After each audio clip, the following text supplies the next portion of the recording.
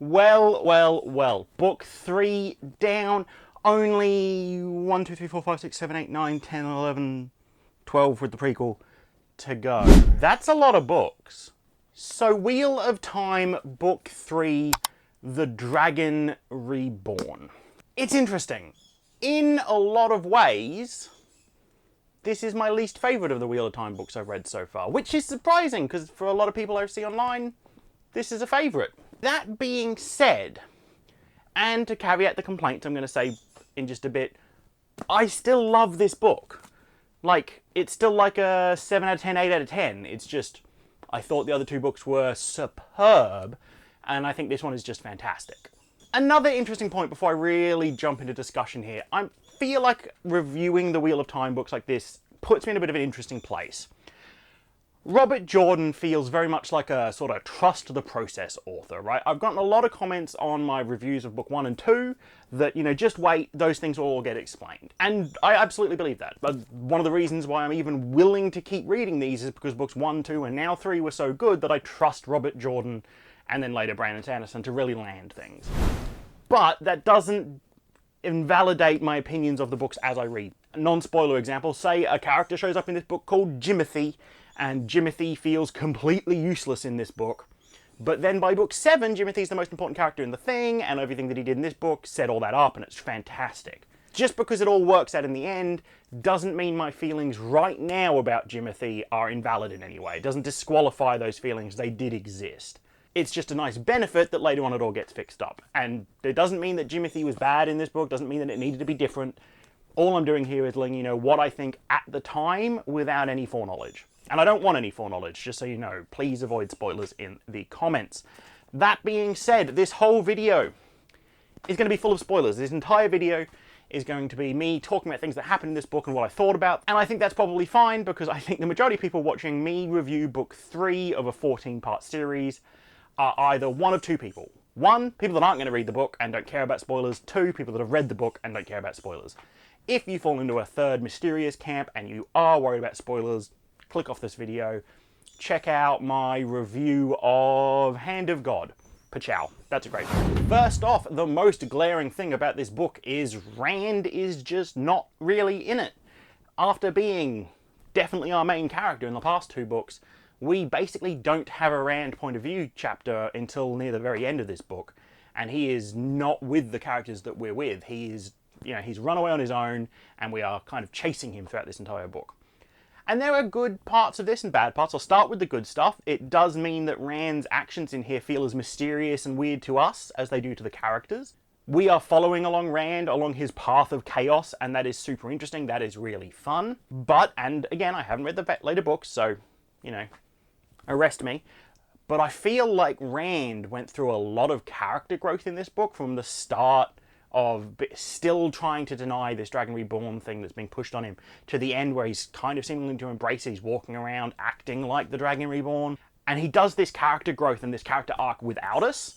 And it makes me feel like the Rand I'm going to read in book 4 is going to feel very different to the Rand I fell in love with in book 1 and 2. That he's had this huge character moment that I haven't witnessed. And that, it does worry me. That being said, it did mean that we got to spend some time with some characters in this book that I thought desperately needed more fleshing out, especially Perrin, Mat. I thought them as point of view characters was fantastic here. Although that being said, the sort of pacing in this book I felt wasn't quite as strong as the other ones. And I think it's just because we don't change point of view character quite as rapidly, right? We have quite a few point of view characters, but we stay with each of them for quite a long time. And it leads, and this is probably a personal problem, and this is probably a personal complaint, but at least there's sort of pacing where we start with, say, Perrin's story, and we build, and we build, and we build, and we build, and we get to a point that's really high and exciting, and we jump to Mat's story. And that moment is, if we were talking about MMOs, I would call that a quit moment. This isn't a moment where you would quit reading the book, obviously, but it is a moment where, you know, Perrin's story that I've been following has ended, we're about to start kicking into some introductory Mat stuff. That's a moment where I can put the book down and, you know, if I'm feeling a little bit tired, if I'm feeling not super energetic that day, that's the moment I put the book down and stop reading. And too many moments like that mean the book drags a bit for me, because it just takes me, you know, as opposed to a week to get through, it takes me 3 or 4 weeks to get through. because the book keeps presenting moments where I can put it down without desperately needing to read one more chapter. You know, because one more chapter isn't going to get me the cool conclusion to 𝕤𝕤's story that we're doing, because actually it's just going to be the start of Matt. That being said, when I do start reading it again, and we do get through the introductory stuff, and we start building up Matt's story, I'm like, yes, yes, yes, loving this, loving this, loving this, loving this, and we jump to 𝕤𝕚's story. And again, the book's presented me with a moment to put it down and do something else, because it's kind of just sort of cut me off.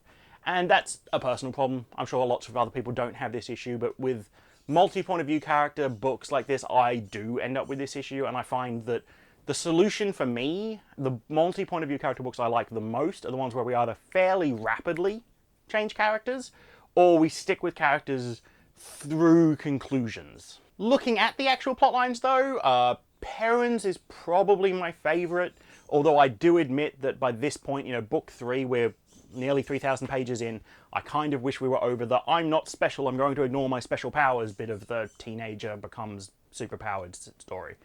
Of the teenager becomes superpowered trope. All these boys denying everything that's going on is beginning to wear on me, only because it's been happening for 3,000 pages. I think I'd just like to move on from the denying my power trope to the learning my power trope. There's a few moments in this book where 𝕤𝕤 begins to kind of touch on that, where 𝕤𝕤 thinks that maybe these wolf powers or reaching out to the wolves could be helpful, but then mostly stops himself. But then there was the section with the dreaming right at the end that I thought was absolutely fantastic and makes me really excited and really hopeful that in book 4 we're going to kind of explore this wolf power a bit more. I remain unsure about Matt. Lots of people say Matt is their favourite character in this series, and I can see how Matt could become that. Right now though, Matt is just kind of annoying me a bit. It seemed like at the end of book 2, we did the portal stone stuff, we did the battle against the 𝕤𝕤 stuff, and it felt like Matt had finally decided that he was Rand and 𝕤𝕤's friend again, or mostly Rand's friend again. He told Rand that he wouldn't betray him, he told Rand he'd stand by him. But in this book, we kind of seem to be back at Matt wanting to distance himself from Rand again, not wanting to be Rand's friend, not wanting to go help Rand, and just kind of hoping to live his own life and leave it all behind. And I get that, but a character I really like would be kind of looking to stand by his friend in this moment. He's had his moment of crisis.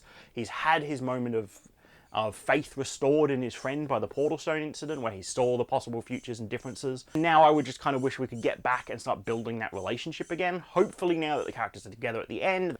I love Matt's story, how he meets up again with Tom. I really like this sort of luck superpower that Matt seems to have, where if something's like a gamble or something's luck-based, he seems to be on the winning side more than the losing side. That is something that's really fascinating to me. I really hope we explore that. I love that he started carrying like a staff as a weapon. I think, from minor spoilers I've seen online, he's going to eventually get a spear, which I think is so cool because you know, weird medieval history stuff, I think spears are the coolest weapon that's ever existed. I think they're way better than swords. But they're also criminally underrepresented in books, I think, and in movies and everything else. So I'm really excited to have a spear wielder who sounds like they're going to be really cool. I really want to explore that some more. And I guess the final storyline we follow is really Nynaeve, 𝕤𝕚, and Elaine. And here's interesting. I'm probably harsher on this storyline than I need to be because this is probably the one I was most invested in. These are the characters I really like. Nynaeve is probably my favourite character so far, and I really love her exploring her power. She, as the more mature one, I suppose, has moved past the denying my power thing and accepted learning my power and using it for what I needed to, and using it for my own goals much faster than the boys have. So I'm really excited by that. I love the idea that like rage and anger fuels her power, and I can't wait to explore that more. 𝕤𝕚 remains a character that I really, really like. I think that she's, of all of them, I think 𝕤𝕚 is doing the, you know, normal teenager pulled out from their normal life in this village and thrust into this magic epic fantasy. I think she's the best example of that character in the book so far. I really, really like her. I think her reactions have been very genuine. Another thing I love is that a lot of the times in fantasy books you will have, especially older fantasy books, you'll have the men making jokes about women and putting the women down, and I really love that they're kind of flipping the trope here with the three of them talking about how useless the men are and getting things done without the men. I think it's a bit undercut at the end with how they get saved, but that's something we can explore later. My two biggest complaints about their story, though, is first off, I am really getting a bit tired of Nynaeve and 𝕤𝕚's sort of feud. It strikes me as a sort of argument that just exists because neither of the characters will talk to each other about it. And as a personal pet peeve, that's one of the things I just really hate in stories, is when you can see a conflict can be resolved with like a fairly simple conversation, not even that awkward a conversation, and both characters just don't do it. I get it, they're young, they're immature, they're in a dangerous situation, but again, we are, thousands of pages into the story by now. I'm kind of getting over it. And then the other thing is, I feel like the girls didn't have a lot of agency in this book. I feel like they don't accomplish much. Like, the main beats of this story play out the same whether or not you just pull out all of their chapters. They being there don't seem to really affect the story very much, with the exception of Matt rescuing them at the end, which I have two main problems with. One, I don't love that they needed to be rescued by a man at the end of the story. Like, that just really sat wrong with me. And two, when they do get rescued by a man, they really don't act very thankful for it. All of them act like Matt is like this inconvenience and this pest that showed up, when it's not clear at all that Egwene was going to be able to save them anyway. She's doing all this dream stuff, she's dealt with the Black ℚ𝕟𝕟 outside their cell, but it doesn't seem like she's got any way to get them out of it. So, I don't know, just this almost treating him like an older brother that they don't want to be, almost treating him like this younger brother that they wish wasn't there, felt super disingenuous to me. Even if you didn't need to be rescued by him, he still put his life on the line to come and do it. You're supposed to have known each other since childhood. Even if you don't particularly like him, maybe don't be completely antagonistic about it. So yeah, those are my kind of two problems. The agency thing annoys me because it just kind of seems like the three characters I like the most in the story travel somewhere, get captured, get rescued by someone else, travel somewhere, get captured, get rescued by someone else. And that's kind of all that happens with them. That being said, their story, their self-contained story, their exploration of their inner thoughts, their exploration of their powers, their exploration of the ℚ𝕟𝕟 and everything else that's going on is fantastic. It just didn't seem to have much of an effect on this book. I'm sure it's going to affect the whole story going forward, but in this book, it kind of felt like there was the Dragon Reborn and the girl story, even though this is probably my favourite bit. And finally, I guess the ending, which for the most part I enjoyed. But I do have some complaints. First off, it felt very rushed. We spend like 800 pages getting here, and then we wrap it up in like 50 pages very quickly. And in saying that, the end fight scene between like Rand and ℚ𝕚𝕟, it's just very hard for me to picture. It's very hard for me to actually know what's going on. I couldn't really follow it very easily because it's just, they're just saying names of sword forms that haven't really been explained to me. And then it's like, oh, I did Rising Crane Kick and Tiger Palm, both of which are WoW things. And I don't know what either of those look like. I don't know what that means. I get a vague sense that one of them's on the defensive, one of them's on the offensive, and then that switches.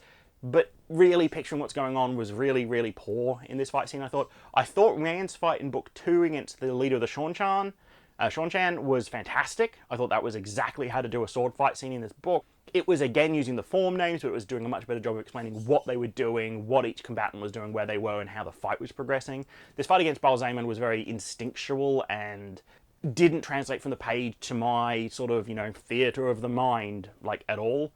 And I have the same complaint about that sort of chase that Rand has against ℚ𝕚𝕟 in, the dream world. Because Rand's kind of acting on instinct using these powers, and we're not getting a huge explanation for it, I don't have a lot of tension. I'm not really attached because I don't know what's going on. So a bit more explanation about what was going on there would have been really good. And finally, oh my god, Selene was a bad guy and didn't, I didn't know. All that being said, that's a lot of complaining. And I'm only complaining that much because I loved this book. I thought this book was fantastic. I love the characters. I love the overall story still. And I'm really, really enjoying it. And I'm really excited to get to book 4. It took me a while to record this, so I'm finally able to pick up the book, because I don't like recording the reviews before I don't like reading the next book in a series before recording the review for the previous one. That being said, what do you guys think? Of the first 3 books, taking them just as the first 3 books, not knowing anything further, trying to ignore anything you know about the series going on, which is your favourite? How would you rank them? For me, I think it's book 2, then book 1, and then book 3. Again, this is my least favourite. Bit of a clickbaity title. I don't apologise. But I still love this book. I'm still giving it an 8 out of 10, and I still cannot wait to continue. Thank you so much for watching, if you still are. Thank you so much for everyone that's supporting the channel. Thank you so much to the channel members that have joined. I can't believe how supportive you're being. Thank you so much for everyone that's checked out my affiliate links in the description below. Anyone that's bought books through Amazon through my links has really helped support the channel. And anyone that has checked out my wish list, thank you so much. That being said, you don't need to do anything monetary to help support the channel. Just make sure you're subscribed, comment and talk to me about books you love, talk to me about books you hate. Tell me how wrong I am about this book, tell me how right I am about this book. But most of all, just remember to please keep reading. Thank you so much for watching. I'll see everybody next week. Ciao.